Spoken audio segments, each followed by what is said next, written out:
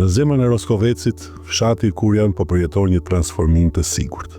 Dikur pavarësisht potencialit bujqësor dhe turistik, papunësia, mungesa aftësive dhe varësia nga aktivitetet informale ishin sfida të mëdha për të rinjtë e zonës. Për shumë prej tyre, emigracioni apo kultivimi i kanabisit dukeshin si të vetmet alternativa. Sot, historia e Kurianit ka ndryshuar.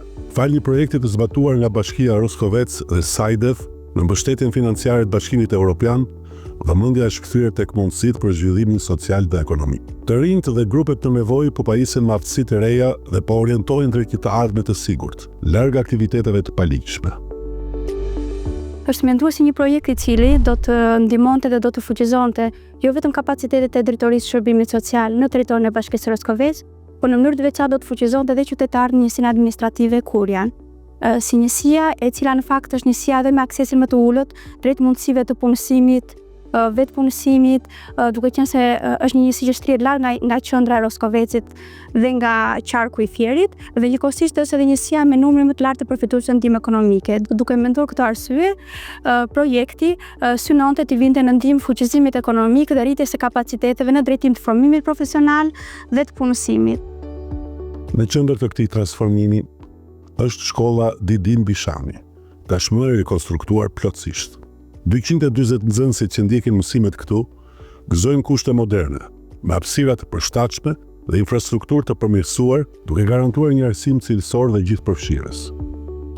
Unë jam Marilena Atia dhe jam nxënëse në klasin e 12. Jam kryetare e qeverisë së nxënësve. Sot gjej rastin për të thënë se fal këtij investimi kushtet në shkollën tonë janë përmirësuar dhe cilësia e mësimdhënies është edhe më e mirë.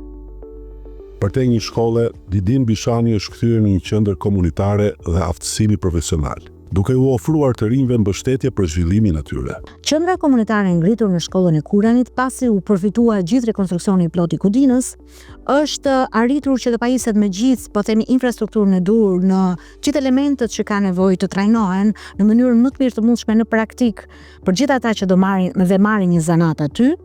Por është bërë dhe shumë e dashur, shumë e ngrohtë, dhe kur e shohin realisht se çfarë ndodh, padyshim që kjo transmetohet dhe rrit besimin jo vetëm tek rinj, por dhe gjithë familjet. Kjo qendër ofron 6 kurse profesionale në parukeri, berber, manikyr, pedikyr, sekretari, shërbim kamarieri dhe marketing digital. Mbi 150 të rinj po pajisen me aftësitë nevojshme për të hyrë në një treg pune konkurrues. Këtu ata nuk mësojnë vetëm zanatin, por po ndërtojnë një bazë të fortë dhe të qëndrueshme brenda komunitetit të tyre, duke krijuar një perspektivë më të sigurt për të ardhmen. Unë jam Stelina Vuzi, nga fshati Kurian. Pash në faqen zyrtare në Instagram kurse që organizoheshin në Kuria.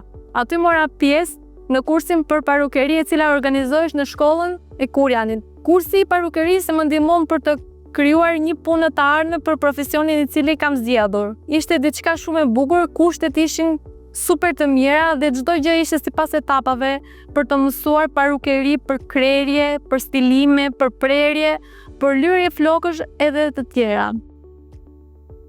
Kurset e organizuara në 6 drejtime kryesore kanë ofruar pikërisht këtë mundësi që të rinj dhe të reja, jo vetëm në ndihmë ekonomike, por që duan të rrisin kapacitetet e tyre, janë përfshirë në këto kurse duke pasur një alternativë më të mirë në edukimin e tyre, në formimin profesional dhe në të ardhmen e tyre për sa i përket edhe hapjes së drejtimeve të punësimit dhe vetëpunësimit.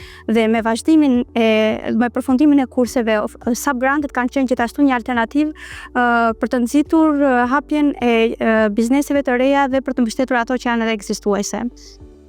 Prej disa vitesh kam menduar për të hapur një biznes në profesionin tim të estetikës për manikyr pedikyr. Edhe në momentin që pash njoftimin në faqen e bashkisë, aplikova dhe rezultova fituese e grantit. Pasi lidha kontratën, mora dyqanin edhe mora gjërat bazë që më nevojiteshin.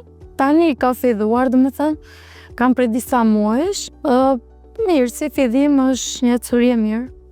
Tek jeta ime ka ndryshuar shumë gjëra. Nga një shtëpiake, tani jam, domethënë, kam biznesin tim. Normalisht edhe lekët, ekonomia është rritur.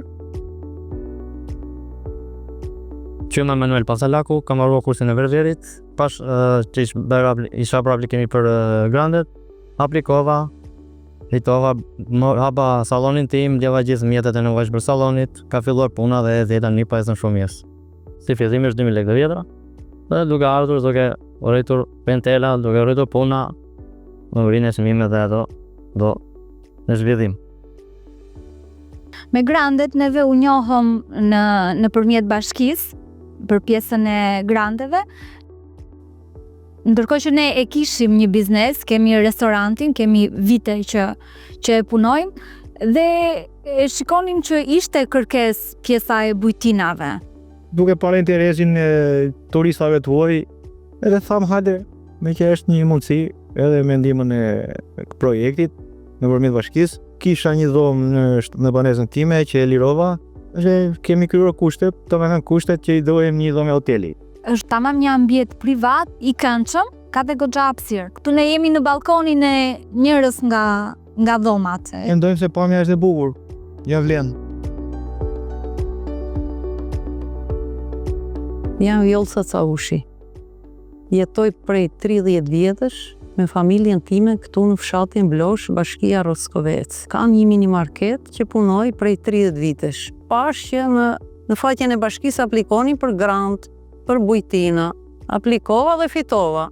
Me ato pak para, ktheva shtëpinë në bujtin, kam kompletuar 2 dhoma, 2 tualete, kuzhinë ngrenje, me gjitha kushtet.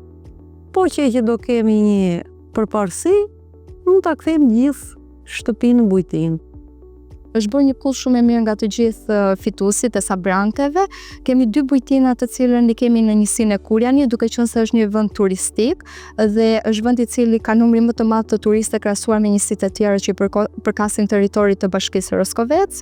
Besoj se në fazat e para është një projekt shumë i rëndësishëm për këtë njësi, për tërheqjen e numrit të turistëve dhe në radhë të dytë besoj se më vonë nëse rritja e numrit të turistëve do të jetë e konsiderueshme, atëherë do të jetë një mundësi shumë e mirë punësimi për të gjithë qytetarët të asaj zone. Në Roskovec kemi ndrimin e një biznesi të ri për gratë artizane. Ne edhe kemi filluar gjë në 2019 me të bërë sapun bio në prodhimin e sapunit. Edhe gjithsej në fillim kemi qenë 25 gra që kemi filluar sefte. Edhe kemi hapur këtë qendrën këtu. Jemi gjithsej 14 gra që punoj, 7 jemi që bëjmë kreme sapun, shambë, dhe 8 të tjerët janë që bëjnë punë të dorës. Këtë biznes neve që kemi hapur tani kemi hapur se kemi fituar në Grande. Edhe me ndihmën e atyre, kemi hapur, kemi marrë këtë dyqani, edhe bazën materiale që kemi blerë. Gjithtani ne mirë kemi ecur, kemi shitur pak, dhe po vazhdojmë akoma që të bëjmë. Edhe kreme, edhe sapun, edhe shambu po vazhdojnë. Edhe punë të dorës janë gratë që po punojnë. Api tjetër neve kemi bërë kërkesë që të bëjmë edhe ndërmarrje sociale, që të na ndihmojnë, që të asgjërojmë akoma më shumë, se kërkesa ka shumë. Ka dhe gratë të tjera që kanë ardhur dhe kanë shkruar të emër tu. Kanë ardhur 14 gratë të tjera që duan të punojnë dhe ato të gjitha kështu si neve. Fillimisht kur aplikuam, menduam se gjithçka do ishte si një nga ato projektet e zakonshme, e cila kishte pjesën e vet shumë të rëndësishme të infrastrukturës, të përmirësimit të infrastrukturës dhe gjithçka tjetër do ishte një gjë që shpresonim ta bënim mirë. Sot, sigurisht që mua më vjen mirë. Gjithçka ka vajtur përtej pritshmërive tona.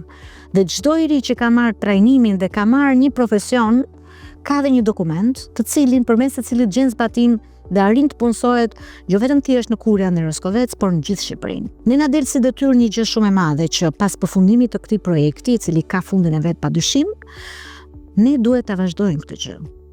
Ne do të vendosim në strukturën e bashkisë 1 ose 2 punonjës po themi social, që do të jenë prezent në qendrën komunitare për t'i dhënë jetë qendrës komunitare. Jo vetëm thjesht me aktivitete të ndryshme që kanë në bazë dhe fokus të rinjt, jo vetëm të Kurjanit, të Mbërësit, të Vloshit, apo të ngjeshjeve që janë të 4 fshatrat, po themi përbërës të njësisë së Kurjanit, po pse jo ta lidhim dhe ta sinkronizojmë aktivitetet që do të bëhen në një qendrën komunitare të Kurjanit me atë që ne kemi në Roskovec, me qendrën komunitare që ne kemi në Roskovec. Ne kemi një qendër komunitare shumë më të madhe në Roskovec, multifunksionale profesionale, ku japim shërbime sociale për moshat e treta, për të rinjt, për gratë në nevojë, po edhe për fëmijët në nevojë. Kështu që të dyja këto qendra do të jenë si pjesë e njëra tjetrës për të realizuar aktivitetet gjithvjetore që ne do të kemi në vazhdim dhe në vinësi, por pse jo edhe ato specifike që lidhin, po themi, kryesisht në Sinë e Kurianit, si një zonë e cila tashmë edhe këtij projekti është rivitalizuar, duke hequr një pjesë, po themi, dhe atyre të trinjve që deri dje shikonin të ardhmen e tyre tek lëndët narkotike apo diçka tjetër, dhe për të kthyer jetës reale, punës së ndershme përmes profesioneve që kanë arritur të marrin.